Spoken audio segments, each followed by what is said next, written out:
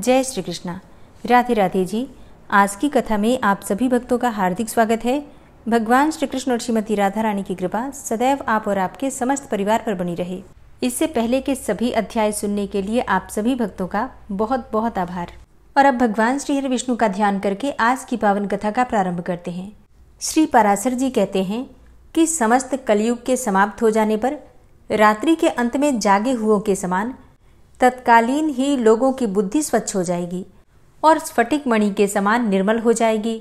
उन बीजभूत समस्त मनुष्यों से अधिक अवस्था होने पर भी उस समय संतान की उत्पत्ति हो सकेगी और उनकी वे संतानें सतयुग के ही धर्मों का अनुसरण करने वाली होंगी। तो अब सबसे पहले सवाल ये आता है मन में कि सतयुग प्रारंभ कब होगा।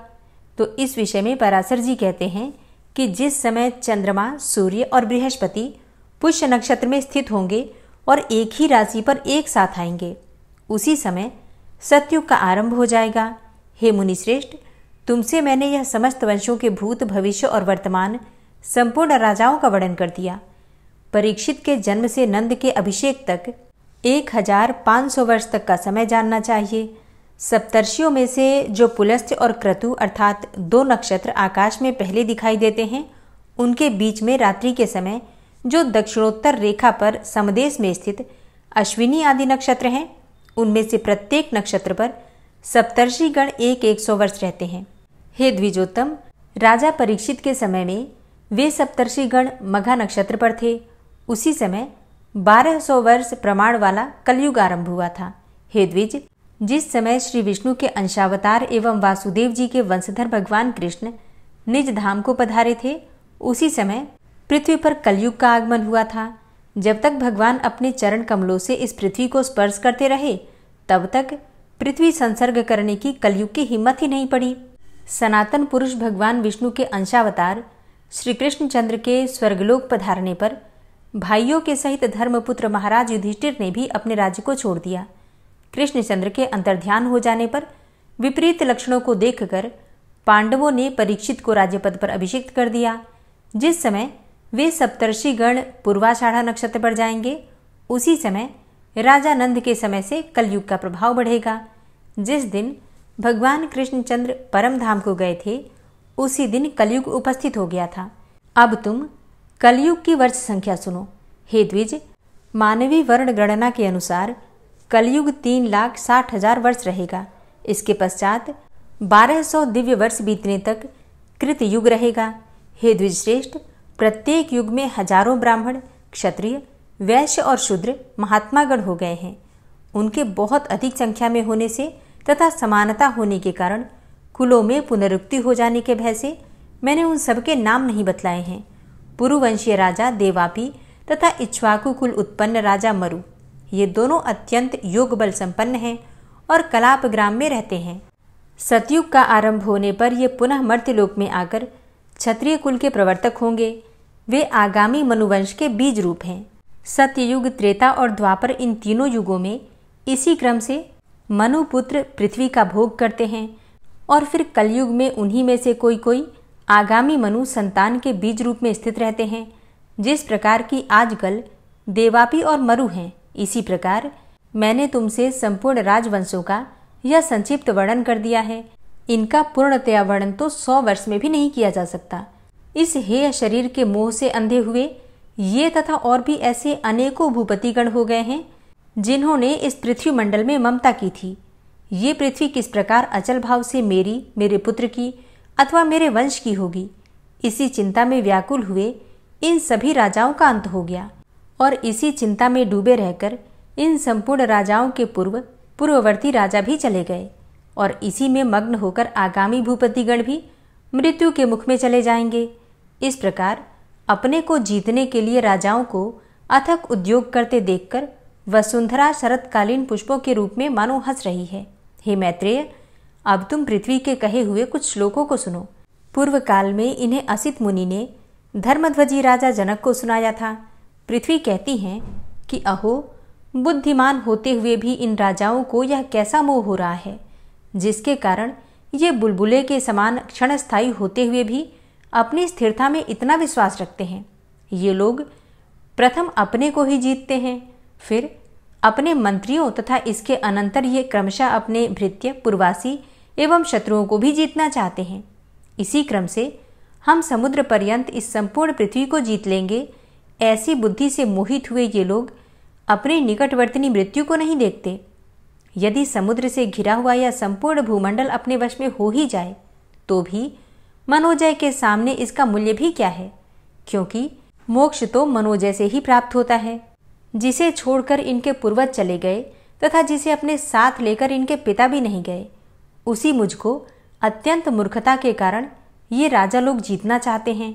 जिनका चित्त ममतामय है, उन पिता, पुत्र और भाइयों में अत्यंत मोह के कारण मेरे ही लिए परस्पर कलह होता है। जो राजा लोग यहाँ हो चुके हैं, उन सभी की ऐसी कुबुद्धि रही है कि ये संपूर्ण पृथ्वी मेरी है और मेरे पीछे भी ये मेरी संतान की ही रहेगी।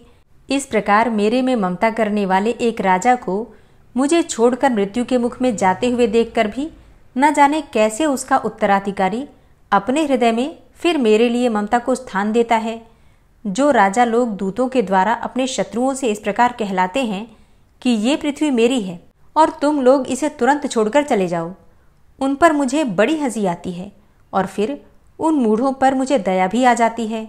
श्री पाराशर जी कहते हैं कि हे मैत्रेय, पृथ्वी के कहे हुए इन श्लोकों को जो पुरुष सुनेगा उसकी ममता इसी प्रकार लीन हो जाएगी जैसे सूर्य के सामने तपते हुए बर्फ पिघल जाता है। इस प्रकार मैंने तुमसे भली प्रकार मनु के वंश का वर्णन कर दिया, जिस वंश के राजागण स्थिति कारक भगवान विष्णु के अंश थे। जो पुरुष इस मनु वंश का क्रमशः श्रवण करता है, उस शुद्धात्मा के संपूर्ण पाप नष्ट हो जाते हैं।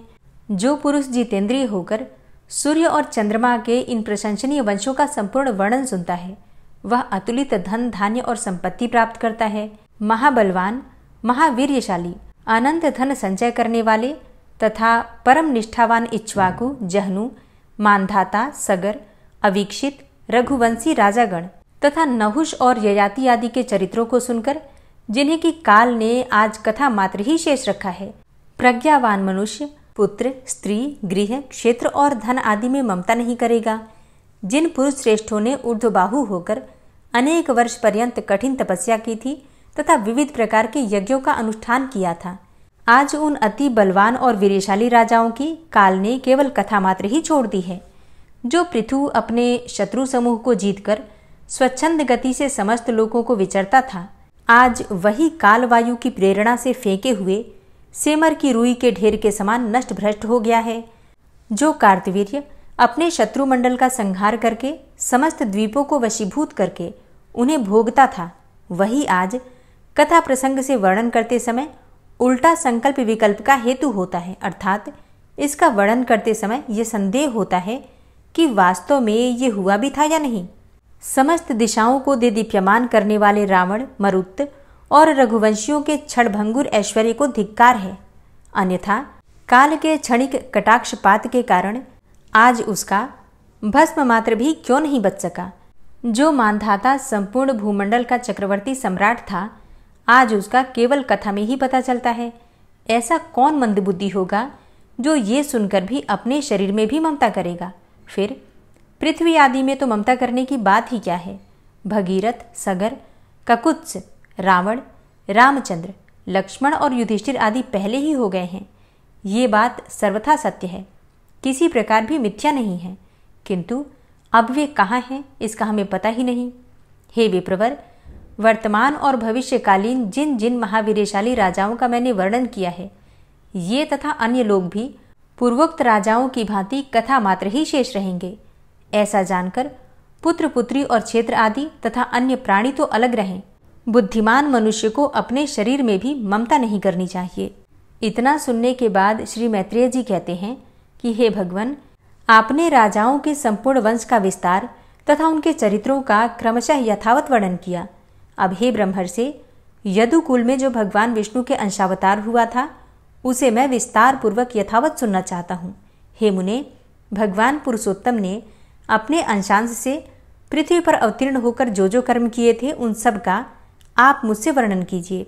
तब श्री पाराशर जी बोले कि हे मैत्रेय, तुमने मुझसे जो पूछा है वह संसार में परम मंगलकारी भगवान विष्णु के अंशावतार का चरित्र सुनो।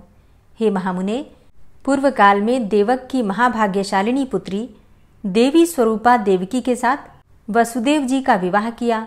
वसुदेव और देवकी के विवाह संबंध होने के अनंतर विदा होते समय भोजनंदन कंस सारथी बनकर उन दोनों का मांगलिक रथ हाँकने लगा। उसी समय मेघ के समान गंभीर घोष करती हुई आकाशवाणी कंस को ऊंचे स्वर से संबोधन करके बोली, अरे मूढ़, पति के साथ रथ पर बैठी हुई जिस देवकी को तू लिए जा रहा है, इसी का 8वां गर्भ तेरे प्राण हर लेगा। श्री पाराशर जी बोले कि ये सुनते ही महाबलशाली कंस म्यान से खड्ग निकालकर देवकी को मारने के लिए उद्यत हुआ। तब वासुदेव जी कहने लगे कि हे महाभाग, हे अनग, आप देवकी का वध न करें, मैं इसके गर्भ से उत्पन्न हुए सभी बालक आप ही को सौंप दूंगा। श्री पाराशर जी कहते हैं कि हे द्विजोत्तम, तब सत्य के गौरव से कंस ने वसुदेव जी से बहुत अच्छा कहकर देवकी का वध नहीं किया। इसी समय अत्यंत भार से पीड़ित होकर पृथ्वी गौ का रूप धारण करके सुमेरु पर्वत पर देवताओं के दल में गई। वहां उसने ब्रह्मा जी के सहित समस्त देवताओं को प्रणाम करके खेदपूर्वक करुण स्वर से बोलती हुई अपना सारा वृतांत कहा। पृथ्वी बोली कि जिस प्रकार अग्नि स्वर्ण का तथा सूर्य गौ का अर्थात किरण समूह का परम गुरु है, उसी प्रकार समस्त लोकों के गुरु श्री नारायण मेरे गुरु हैं। वे प्रजापतियों के पति और पूर्वजों के पूर्वज ब्रह्मा जी हैं तथा वे ही कला, काष्ठा, निमेष आदि के रूप में प्रतीत होने वाला अव्यक्त स्वरूप है। हे देवश्रेष्ठगण, आप सब लोगों का समूह भी उन्हीं का अंश रूप है। आदित्य, मरुदगण, साध्यगण, रुद्र, वसु, अश्विनी कुमार, अग्नि, पितृगण और लोकों की सृष्टि करने वाले अत्रि आदि प्रजापतिगण, ये सब अप्रमेय महात्मा विष्णु के ही रूप हैं। यक्ष, राक्षस, दैत्य, पिशाच, सर्प, दानव, गंधर्व और अप्सरा आदि भी महात्मा विष्णु के ही रूप हैं। ग्रह, नक्षत्र तथा तारा गणों से चित्रित आकाश, अग्नि, जल, वायु, मैं और इंद्रियों के संपूर्ण विषय, ये सारा जगत विष्णुमय ही है। तथापि उन अनेक रूपधारी विष्णु के ये रूप समुद्री तरंगों के समान रात दिन एक दूसरे के बाध्य बाधक होते रहते हैं। इस समय कालनेमी आदि दैत्य मर्त्यलोक पर अधिकार जमाकर अहर्निश जनता को क्लेशित कर रहे हैं।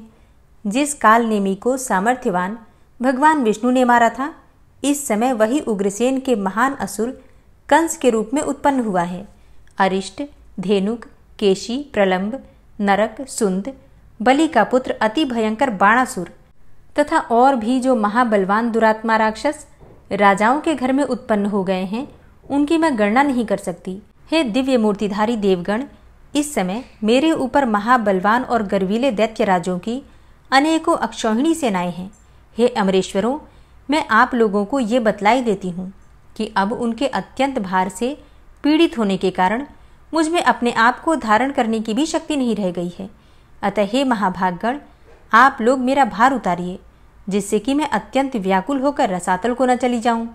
पृथ्वी के इन वाक्यों को सुनकर उसके भार उतारने के विषय में समस्त देवताओं की प्रेरणा से भगवान ब्रह्मा जी ने कहना आरंभ किया। ब्रह्मा जी बोले कि हे देवगण, पृथ्वी ने जो कुछ भी कहा है वह सब सत्य ही है। वास्तव में मैं, शंकर और आप सब लोग नारायण के स्वरूप ही हैं। उनकी जो विभूतियां हैं, उनकी परस्पर न्यूनता और अधिकता ही बाध्य तथा बाधक रूप से रहा करती है। इसलिए आओ, अब हम लोग क्षीर सागर के पवित्र तट पर चलें और वहां श्रीहरि की आराधना करके ये संपूर्ण वृतांत उनसे निवेदन कर दें। वे विश्वरूप सर्वात्मा सर्वथा संसार के हित के लिए ही अपने शुद्ध सत्वांश से अवतीर्ण होकर पृथ्वी पर धर्म की स्थापना करते हैं। श्री पराशर जी बोले कि इस प्रकार देवताओं के सहित ब्रह्मा जी वहां गए और एकाग्र चित्त से श्री गरुड़ध्वज भगवान की इस प्रकार स्तुति करने लगे। श्री ब्रह्मा जी बोले कि हे वेदवाणी के अगोचर प्रभो, परा और अपरा ये दोनों विद्याएं आप ही हैं। हे नाथ, वे दोनों आप ही के मूर्त और अमूर्त रूप हैं। हे अत्यंत सूक्ष्म, हे विराट स्वरूप, हे सर्व, हे सर्वज्ञ। शब्द ब्रह्म और पर ब्रह्म, ये दोनों आप ब्रह्ममय के ही रूप हैं। आप ही ऋग्वेद, यजुर्वेद, सामवेद और अथर्ववेद हैं तथा आप ही शिक्षा, कल्प, निरुक्त, छंद और ज्योतिष शास्त्र हैं। हे प्रभु, हे अधोक्षज, इतिहास, पुराण, व्याकरण, मीमांसा, न्याय और धर्मशास्त्र, ये भी आप ही हैं। हे आद्यपते, जीवात्मा, परमात्मा, स्थूल सूक्ष्म देह, तथा उनका कारण अव्यक्त इन सबके विचार से युक्त जो अंतरात्मा और परमात्मा के स्वरूप का बोधक वेदांत वाक्य है, वह भी आपसे भिन्न नहीं है। आप अव्यक्त, अनिर्वाच्य, अचिंत्य, नाम और वर्ण से रहित, हाथ पांव और रूप, शुद्ध सनातन और पर से भी पर हैं। हे प्रभु, आप कर्णहीन होकर भी सुनते हैं, नेत्रहीन होकर भी देखते हैं, एक होकर भी अनेक रूपों में प्रकट होते हैं, हस्तपादादि से रहित होकर भी बड़े वेगशाली ग्रहण करने वाले हैं, तथा सबके अवेद्य होकर भी सबको जानने वाले हैं। हे परमात्मन, जिस धीर पुरुष की बुद्धि आपके श्रेष्ठतम रूप से पृथक कुछ भी नहीं देखती, आपके अणु से भी अणु और दृश्य स्वरूप को देखने वाले उस पुरुष की आत्यंतिक आशा निवृत्ति हो जाती है। हे प्रभु, आप विश्व के केंद्र और त्रिभुवन के रक्षक हैं। संपूर्ण भूत आप में ही स्थित है, तथा जो कुछ भूत भविष्य और अणु से भी अणु है, वह सब आप प्रकृति से परे एकमात्र परम पुरुष ही हैं। आप ही 4 प्रकार की अग्नि होकर संसार को तेज और विभूति दान करते हैं। हे अनंत मूर्ते, आपके नेत्र सब ओर हैं। हे धाता, आप ही त्रिविक्रम अवतार में तीनों लोक में अपने 3 पग रखते हैं। हे ईश, जिस प्रकार एक ही अविकारी अग्नि विकृत होकर नाना प्रकार से प्रज्वलित होता है, उसी प्रकार सर्वगत रूप एक आप ही अनंत रूप धारण कर लेते हैं। जो एकमात्र श्रेष्ठ परम पद है, वो आप ही हैं। ज्ञान दृष्टि से देखे जाने योग्य आपको ही ज्ञानी पुरुष देखा करते हैं। हे परमात्मन, भूत और भविष्यत जो कुछ स्वरूप है, वो आपसे अतिरिक्त और कुछ भी नहीं है। आप व्यक्त और अव्यक्त स्वरूप हैं, समष्टि और व्यष्टि रूप हैं, तथा आप ही सर्वज्ञ, सर्वसाक्षी, सर्वशक्तिमान एवं संपूर्ण ज्ञान, बल और ऐश्वर्य से युक्त हैं। आप ह्रास और वृद्धि से रहित हैं, स्वाधीन, अनादि और जितेंद्रिय हैं, तथा आप श्रम, तंद्रा, भय, क्रोध और काम आदि से रहित हैं। आप अनिंद्य, अप्राप्य, निराधार और अव्याहत गति हैं। आप सबके स्वामी हैं और अन्य ब्रह्मा आदि के आश्रय तथा सूर्य आदि तेजों के तेज एवं अविनाशी हैं। आप समस्त आवरण शून्य, असहायों के पालक और संपूर्ण महाविभूतियों के आधार हैं। हे पुरुषोत्तम, आपको नमस्कार है। आप किसी कारण, अकारण अथवा कारणाकारण से शरीर ग्रहण नहीं करते, बल्कि केवल धर्म रक्षा के लिए ही करते हैं।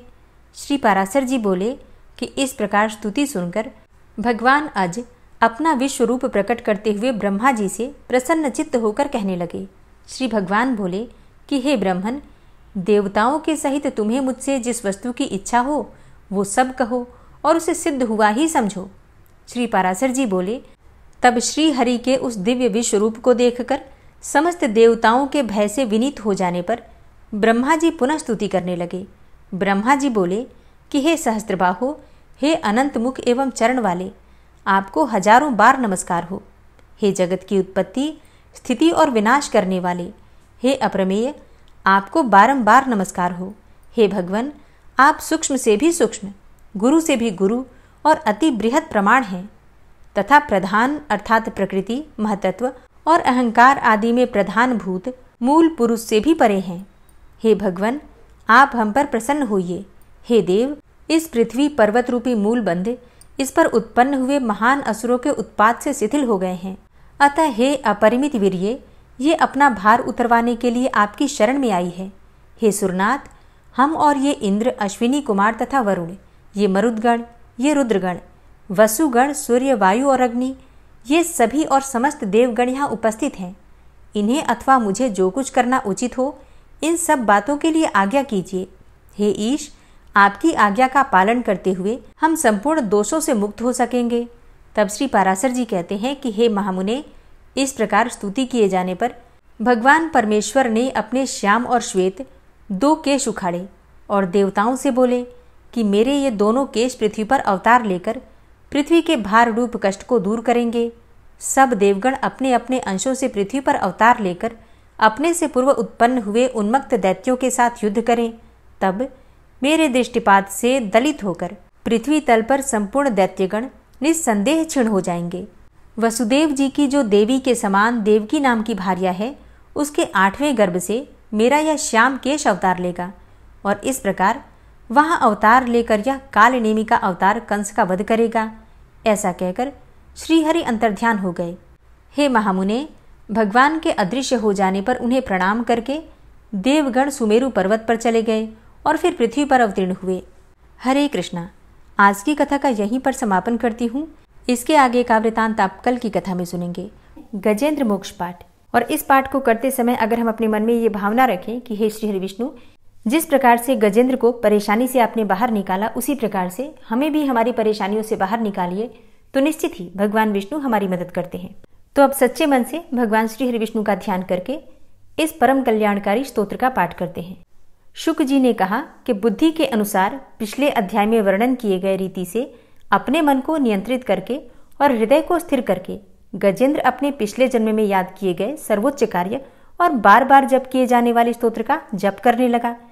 गजेंद्र ने मन ही मन श्री हरि को ध्यान करते हुए कहा कि जिनके प्रवेश करने से शरीर और मस्तिष्क चेतन की तरह व्यवहार करने लगते हैं, ओम द्वारा लक्षित और पूरे शरीर में प्रकृति और पुरुष के रूप में प्रवेश करने वाले उस सर्वशक्तिमान देवता का मैं मन ही मन स्मरण करता हूँ, जिनके सहारे ये पूरा संसार टिका हुआ है और जिनसे ये सारा संसार अवतरित हुआ है, जिन्होंने प्रकृति की रचना की है और जो खुद उसके रूप में ही प्रकट है, लेकिन उसके बावजूद भी वो इस पूरी दुनिया में सर्वोपरि और श्रेष्ठ हैं।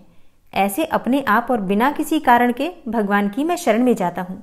अपने संकल्प शक्ति के बल पर अपने ही स्वरूप में रचित और सृष्टि काल में प्रकट एवं प्रलय में अप्रकट रहने वाले इस शास्त्र प्रसिद्धि प्राप्त कार्य कारण रूपी संसार को जो बिना कुंठित दृष्टि के साक्ष्य रूप में देखते रहने पर भी लिप्त नहीं होते, चक्षु आदि प्रकाशकों के परम प्रकाशक प्रभु आप मेरी रक्षा करें। बीतते गए समय के साथ तीनों लोकों और ब्रह्मादि लोकपालों के पंचभूत में प्रवेश कर जाने पर और पंचभूतों से लेकर महत्वपूर्ण सभी कारणों के उनकी परम करुणा स्वरूप प्रकृति में मग्न हो जाने पर उस समय दुर्गेर और घोर अंधकार रूपेण प्रकृति ही बच रही थी। उस अंधकार से परे अपने परम धाम में जो सर्वव्यापी भगवान सभी दिशाओं में प्रकाशित होते रहते हैं, वो भगवान मेरी रक्षा करें। विभिन्न नाट्य रूपों में अभिनय करने वाले और उस अभिनेता के वास्तविक स्वरूप को जिस प्रकार से साधारण लोग भी नहीं जान पाते, उसी तरह से सत्व प्रधान देवता और महर्षि भी जिनके स्वरूप को नहीं जान पाते, ऐसे में कोई साधारण प्राणी उनका वर्णन कैसे कर सकता है। ऐसे दुर्गम चरित्र वाले भगवान मेरी रक्षा करें। अनेकों शक्ति से मुक्त, सभी प्राणियों को आत्मबुद्धि प्रदान करने वाले, सबके बिना कारण हित और अतिशय साधु स्वभाव ऋषि मुनिजन जिनके परम स्वरूप को देखने की इच्छा के साथ वन में रहकर अखंड ब्रह्मचर्य तमाम अलौकिक व्रतों को नियमों के अनुसार पालन करते हैं, ऐसे प्रभु ही मेरी गति है। वह जिनका हमारी तरह न तो जन्म होता है और न जिनके द्वारा अहंकार प्रेरित कर्म ही होते हैं, जिनके निर्गुण स्वरूप का न तो कोई नाम है और न रूप ही है, फिर भी समय के अनुसार जगत की सृष्टि एवं प्रलय के लिए स्वेच्छा से जन्म आदि को स्वीकार करते हैं, उन अनंत शक्ति संपन्न परम ब्रह्म परमेश्वर को नमस्कार है। उन प्राकृत आकार रहित एवं अनेकों आकार वाले अद्भुत कर्मा भगवान को बारंबार नमस्कार है। स्वयं प्रकाशित सभी साक्ष्य परमेश्वर को मेरा शत शत नमन है। वैसे देव जो मन वाणी और चित्तवृत्तियों से परे हैं, उन्हें मेरा बारंबार नमस्कार है। विवेक से परिपूर्ण, पुरुष के द्वारा सभी सत्व गुणों से परिपूर्ण, निवृत्ति धर्म के आचरण से मिलने योग्य और मोक्ष सुख की अनुभूति रूपी भगवान को मेरा नमस्कार है। सत्व गुण को स्वीकार करके शांत, रजोगुण को स्वीकार करके घोर एवं तमोगुण को स्वीकार करके मूढ़ से प्रतीत होने वाले भेद रहित, अतएव सदा समभाव से स्थित ज्ञानघन प्रभु को मेरा नमस्कार है। शरीर इंद्रिय आदि के समुदाय रूप संपूर्ण पिंडों के ज्ञाता, सबके स्वामी एवं साक्षी रूप प्रभु को मेरा नमस्कार है। सबके अंतर्यामी, प्रकृति के भी परम कारण किंतु स्वयं कारण रहित प्रभु को नमस्कार है। संपूर्ण इंद्रियों एवं उनके विषयों के ज्ञाता, समस्त प्रतीतियों के कारण रूप संपूर्ण जड़ प्रपंच एवं सबकी मूलभूता अविद्या के द्वारा सूचित होने वाले तथा संपूर्ण विषयों में अविद्या रूप से भासने वाले प्रभु को मेरा नमस्कार है। सबके कारण किंतु स्वयं कारण रहित तथा कारण होने पर भी परिणाम रहित होने के कारण अन्य कारणों से विलक्षण कारण आपको बारंबार नमस्कार है। संपूर्ण वेदों एवं शास्त्रों के परम तात्पर्य, मोक्ष रूप एवं श्रेष्ठ पुरुषों की परम गति भगवान को नमस्कार है। जो त्रिगुण रूप काष्ठों में छिपे हुए ज्ञान रूप अग्नि है, उक्त गुणों में हलचल होने पर जिनके मन में सृष्टि रचने की बाह्य वृत्ति जागृत हो उठती है तथा आत्मतत्व की भावना के द्वारा विधि निषेध रूप शास्त्र से ऊपर उठे हुए ज्ञानी महात्माओं में जो स्वयं प्रकाशित हो रहे हैं, उन प्रभु को मैं नमस्कार करता हूँ। मुझ जैसे शरणागत पशु तुल्य अर्थात अविद्याग्रस्त जीवों की अविद्या रूप फांसी को सदा के लिए पूर्ण रूप से काट देने वाले अत्यधिक दयालु एवं दया करने में भी कभी आलस्य न करने वाले नित्य मुक्त प्रभु को नमस्कार है। अपने अंश से संपूर्ण जीवों के मन में अंतर्यामी रूप से प्रकट होने वाले सर्वनियंता अनंत परमात्मा आपको नमस्कार है। शरीर, पुत्र, मित्र, घर, संपत्ति एवं कुटुंबियों में आसक्त लोगों के द्वारा कठिनता से प्राप्त होने वाले तथा मुक्त पुरुषों के द्वारा अपने हृदय में निरंतर चिंतित ज्ञान स्वरूप सर्वसमर्थ भगवान को नमस्कार है। जिन्हें धर्म, अभिलाषित भोग, धन तथा मोक्ष की कामना से भजने वाले लोग अपनी मनचाही गति पा लेते हैं, अपितु जो उन्हें अन्य प्रकार के अयाचित भोग एवं अविनाशी पार्षद शरीर भी देते हैं, वे अतिशय दयालु प्रभु मुझे इस विपत्ति से सदा के लिए उबार लें। जिनके अनन्य भक्त जो वस्तुतः एकमात्र उन भगवान के ही शरण हैं, धर्म, अर्थ आदि किसी भी पदार्थ को नहीं चाहते, अपितु उन्हीं के परम मंगलमय एवं अत्यंत विलक्षण चरित्रों का गान करते हुए आनंद के समुद्र में गोते लगाते रहते हैं, उन अविनाशी, सर्वव्यापक, सर्वश्रेष्ठ ब्रह्मादि के भी नियामक, अभक्तों के लिए प्रकट होने पर भी भक्ति योग द्वारा प्राप्त करने योग्य, अत्यंत निकट होने पर भी माया के आवरण के कारण अत्यंत दूर प्रतीत होने वाले, इंद्रियों के द्वारा अगम्य तथा अत्यंत दुर्विज्ञेय, अंतरहित किंतु सबके आदि कारण एवं सब ओर से परिपूर्ण उन भगवान की मैं स्तुति करता हूँ। ब्रह्मा आदि समस्त देवता, चारों वेद तथा संपूर्ण चराचर जीव नाम और आवृत्ति भेद से जिनके अत्यंत क्षुद्र अंश के द्वारा रचे गए हैं, जिस प्रकार प्रज्वलित अग्नि से लपटे तथा सूर्य से किरणें बार बार निकलती हैं और पुनः अपने कारण में ही लीन हो जाती हैं, उसी प्रकार बुद्धि, मन, इंद्रिय और नाना योनियों के शरीर, यह गुणमय प्रपंच जिन स्वयं प्रकाश परमात्मा से प्रकट होता है और पुनः उन्हीं में लीन हो जाता है, वे भगवान न तो देवता हैं और न असुर, न मनुष्य हैं न तिर्यक अर्थात मनुष्य से नीची, पशु, पक्षी आदि किसी भी योनि के प्राणी हैं, न वे स्त्री हैं और न पुरुष हैं और न ही नपुंसक हैं, न वे ऐसे कोई जीव हैं जिनका इन तीनों ही श्रेणियों में समावेश हो सके, न वे गुण हैं, न कर्म है, न कार्य है और न तो कारण ही है। सबका निषेध हो जाने पर जो कुछ बच रहता है वही उनका स्वरूप है और वे ही सब कुछ हैं। ऐसे भगवान मेरे उद्धार के लिए आविर्भूत हों। मैं इस ग्राह के चंगुल से छूटकर जीवित नहीं रहना चाहता, क्योंकि भीतर और बाहर सब ओर से अज्ञान से ढके हुए इस हाथी के शरीर से मुझे क्या लेना है। मैं तो आत्मा के प्रकाश को ढक देने वाले उस अज्ञान की निवृत्ति चाहता हूँ, जिसका कालक्रम से अपने आप नाश नहीं होता, अपितु भगवान की दया से अथवा ज्ञान के उदय से ही होता है। इस प्रकार मोक्ष का अभिलाषी मैं विश्व के रचयिता, स्वयं विश्व के रूप में प्रकट तथा विश्व से सर्वथा परे, विश्व को खिलौना बनाकर खेलने वाले, विश्व में आत्मरूप से व्याप्त, अजन्मा, सर्वव्यापक एवं प्राप्य वस्तुओं में सर्वश्रेष्ठ भी भगवान को केवल प्रणाम ही करता हूँ, उनकी शरण में हूँ। जिन्होंने भगवत भक्ति रूप योग के द्वारा कर्मों को जला डाला है, वे योगी लोग उसी योग के द्वारा शुद्ध किए हुए अपने हृदय में जिन्हें प्रकट हुआ देखते हैं, उन योगेश्वर भगवान को मैं नमस्कार करता हूँ। जिनकी त्रिगुणात्मक अर्थात सत्व, रज, तम रूप शक्तियों का राग रूप वेग असह्य है, जो संपूर्ण इंद्रियों के विषय रूप में प्रतीत हो रहे हैं, तथापि जिनकी इंद्रियां विषयों में ही रची पची रहती हैं, ऐसे लोगों को जिनका मार्ग भी मिलना असंभव है, उन शरणागत रक्षक एवं अपार शक्तिशाली आपको बार बार नमस्कार है। जिनकी अविद्या नामक शक्ति के कार्यरूप अहंकार से ढके हुए अपने स्वरूप को यह जीव जान नहीं पाता, उन अपार महिमा वाले भगवान की मैं शरण में आया हूँ। जिसने पूर्वोक्त प्रकार से भगवान के भेद रहित निराकार स्वरूप का वर्णन किया था, उस गजराज के समीप जब ब्रह्मा आदि कोई भी देवता नहीं आए, जो भिन्न भिन्न प्रकार के विशिष्ट विग्रहों को ही अपना स्वरूप मानते हैं, तब साक्षात श्रीहरि, जो सबके आत्मा होने के कारण सर्वदेव स्वरूप हैं, वहां प्रकट हो गए। गजराज को उस प्रकार से दुखी देखकर तथा उसके द्वारा पड़ी हुई स्तुति को सुनकर सुदर्शन चक्रधारी जगदाधार भगवान इच्छानुरूप वेग वाले गरुड़ जी की पीठ पर सवार होकर स्तवन करते हुए देवताओं के साथ तत्काल उस स्थान पर पहुंच गए जहां पर वह हाथी था।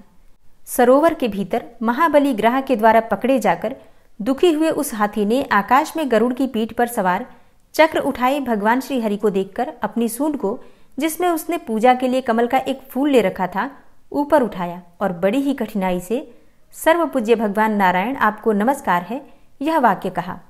उसे पीड़ित देखकर अजन्मा श्रीहरि एकाएक गरुड़ को छोड़कर नीचे झील पर उतर आए। वे दया से प्रेरित होकर ग्राह सहित उस गजराज को तत्काल झील से बाहर निकाल लाए और देवताओं के देखते ही देखते चक्र से मुंह चीरकर उसके चंगुल से हाथी को उबार लिया। गजेंद्र मोक्ष स्तोत्र संपूर्ण हुआ। और अब बड़े ही प्रेम से भक्ति भाव से जयकारा लगाइए, भगवान श्री हरि विष्णु की जय। वीडियो को अंत तक देखने के लिए आप सभी भक्तों का बहुत बहुत आभार। वीडियो पसंद आई है तो वीडियो को लाइक ज़रूर किया कीजिए, संभव हो तो वीडियो को शेयर भी किया कीजिए। और हाँ, कमेंट बॉक्स में राधे राधे ज़रूर लिखा कीजिए, इससे आपको सकारात्मक ऊर्जा की प्राप्ति होती है। और चैनल पर पहली बार आए हैं, अगर अभी तक आपने चैनल को सब्सक्राइब नहीं किया है तो आज की वीडियो अगर आपको अच्छी लगे तो चैनल को सब्सक्राइब करके बेल आइकन को ज़रूर प्रेस कर लीजिए। इससे ये होगा कि इस चैनल पर जो नई वीडियो अपलोड होंगी उनकी नोटिफिकेशन आपको सही समय पर प्राप्त होगी। मिलती हूँ मैं आपसे अगली वीडियो में, तब तक के लिए जय श्री राधे।